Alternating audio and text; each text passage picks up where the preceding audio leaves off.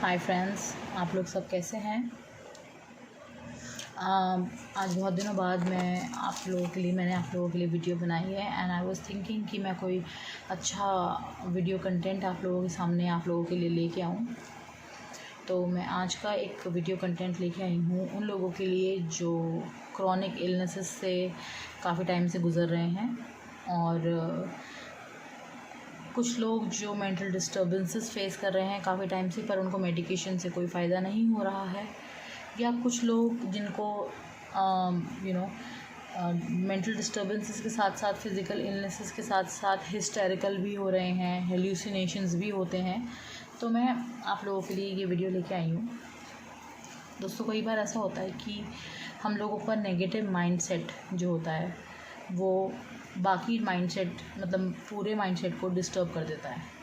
जैसे कि अगर आप एक नेगेटिव थॉट सोचेंगे तो वो एक नेगेटिव थॉट बाकी नेगेटिव थॉट्स को अट्रैक्ट करता है एंड जिसकी वजह से पूरा आपका जो पैटर्न ऑफ थिंकिंग है वो पूरा का पूरा नेगेटिव हो जाता है एंड आपको ऐसा लगता है कि मेरे साथ कुछ ठीक नहीं हो रहा, या कोई आप पे अटैक करने की कोशिश कर रहा है, या आपको कोई डिस्टर्ब कर रहा है, या आप ऐसा फील करने लग जाते हैं कि कुछ ऐसा हो रहा है जो सही नहीं है एंड आप हर चीज़ में नेगेटिविटी सोचने लग जाते हैं या देखने लग जाते हैं।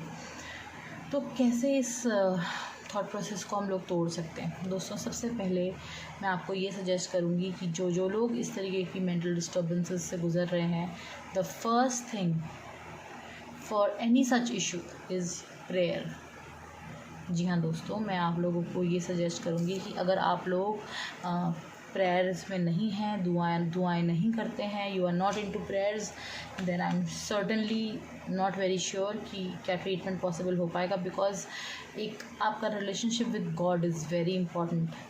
Because as a human being हमारा जो एग्जिस्टेंस है, हम खुद कुछ नहीं कर सकते। It is everything that is directed by God.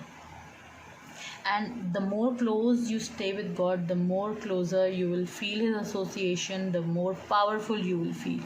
So पहली primarily जो most important चीज़ है वो ये है कि you have to be very conscious in your life as to what things you are doing in life. For example, अगर आप किसी का कुछ गलत सोच रहे हैं, कुछ गलत प्लानिंग्स कर रहे हैं, या आप किसी का नेगेटिव सोचते हैं, डू यू रियली थिंक कि आपकी ज़िंदगी में उसके कुछ पॉजिटिव आउटकम्स होने वाले हैं?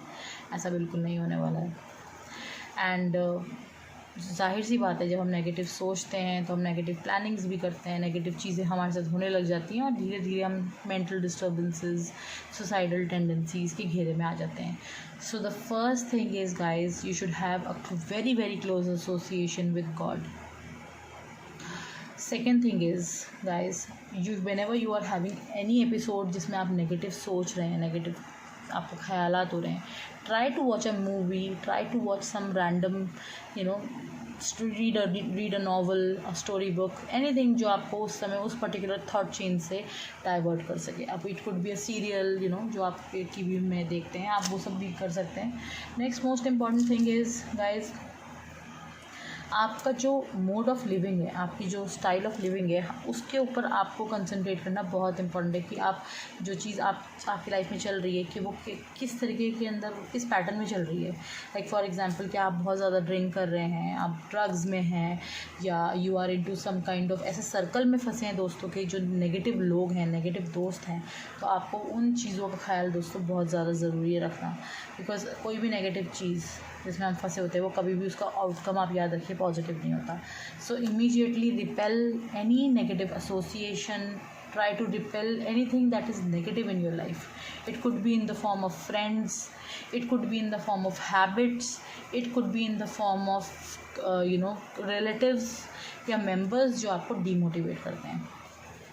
Next most important thing is guys, start journaling, diary writing जिसे मैं कहती हूँ। देखिए, उसमें क्या होता है, जब हम डायरी में अपना थॉट प्रोसेस लिखते हैं तो हम अपना थॉट प्रोसेस उसी टाइम स्कैन भी करते हैं कि क्या हमारे थॉट प्रोसेस में कुछ हिंड्रेंसेस हैं या डिस्टर्बेंसेस हैं।